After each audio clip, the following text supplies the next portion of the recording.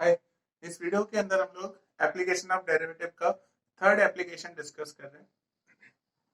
Coordinate geometry के अंदर आता है एप्लीकेशन एंड काफी इंपॉर्टेंट है कोऑर्डिनेट ज्योमेट्री में।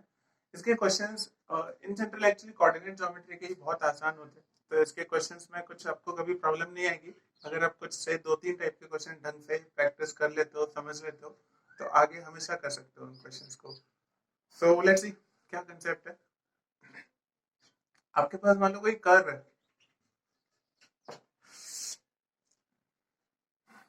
कैसा भी कर्व हो, मतलब फंक्शन टाइप का हो, y equal to F X या कोई ऐसे ही general relation X cube plus Y square plus Y raise to 7 equal to 20, कुछ भी रैंडम। तो कोई भी कर्व होने दो, इन जनरल मान लो उसकी इक्वेशन है ये।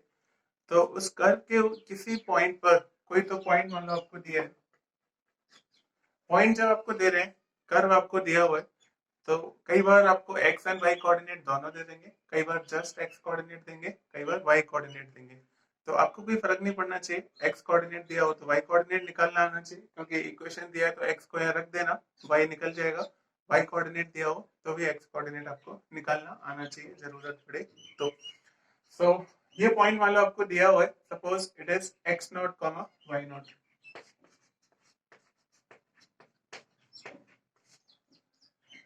तो ये जो पॉइंट है, इस पॉइंट पे जो टेंजेंट है, टेंजेंट आपको जैसा कंटिन्यूटी डिफरेंशियबिलिटी में बताया या फिर से यहाँ पर बता दूं, बहुत ही सिंपल सी डेफिनेशन है।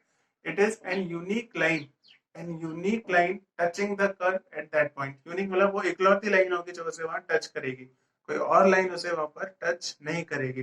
जैसे कोई शार्प टर्न वाला फंक्शन होता है तो वहां पे बहुत सारी लाइन टच कर जाती है, तो एक को भी टेंजेंट नहीं बोलेंगे। सो यहाँ पर जो टेंजेंट है वो कुछ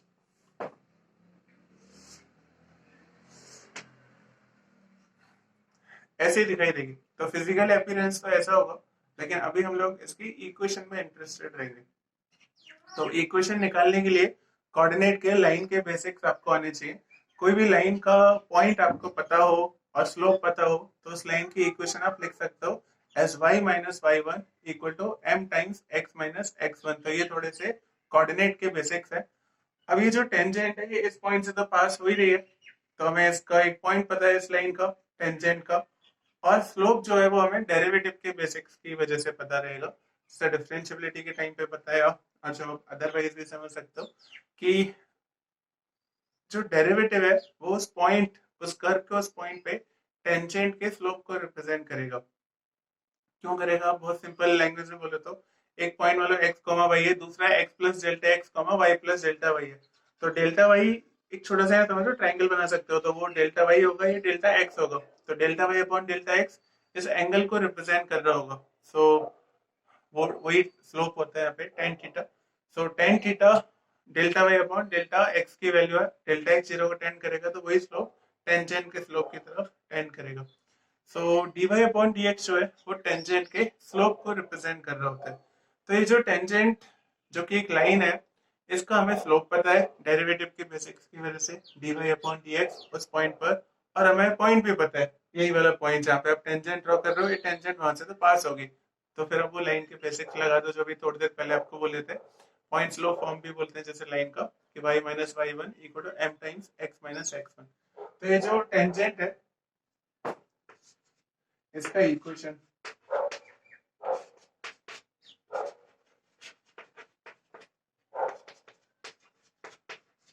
होगा y माइनस वाई नॉट, क्योंकि अभी x नॉट को y नॉट से पास हो रही है, equal to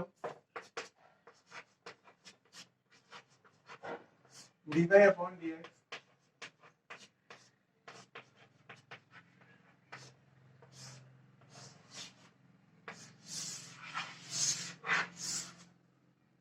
dy upon dx at x not y not. At x not y not का ध्यान रखना, क्योंकि dy upon dx in general vary कर रहा है। आपको तो एक पॉइंट पे टेंजेंट आप निकाल रहे हो फिलहाल, तो उस पॉइंट का ही स्लोप आपको निकालना होगा। तो उसमें आपको x नॉट y नॉट रखना होगा dy अपॉन dx में। तो it is dy upon dx at x not y not into x minus x not. So that's it, ये टेंजेंट की इक्वेशन रहेगी।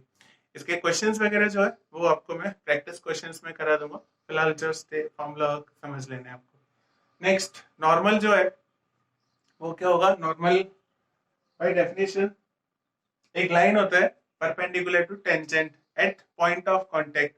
तो ये जो टेंजेंट थी इसके इस पॉइंट पर एक नॉर्मल लाइन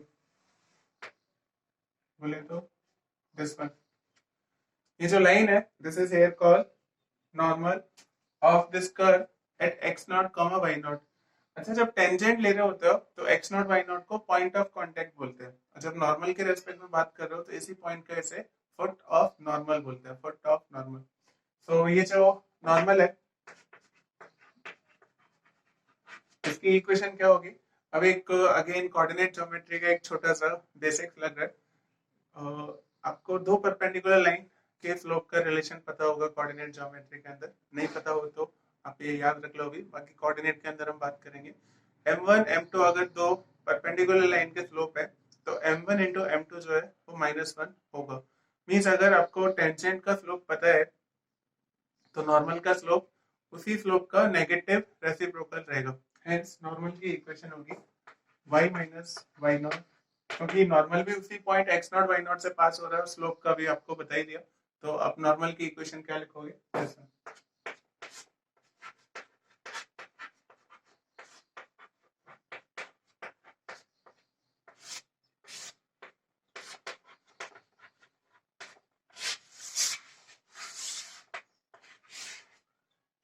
तो ये नॉर्मल की इक्वेशन है। सो that's it. Tangent and normal की इक्वेशन निकालना आ जाना चाहिए।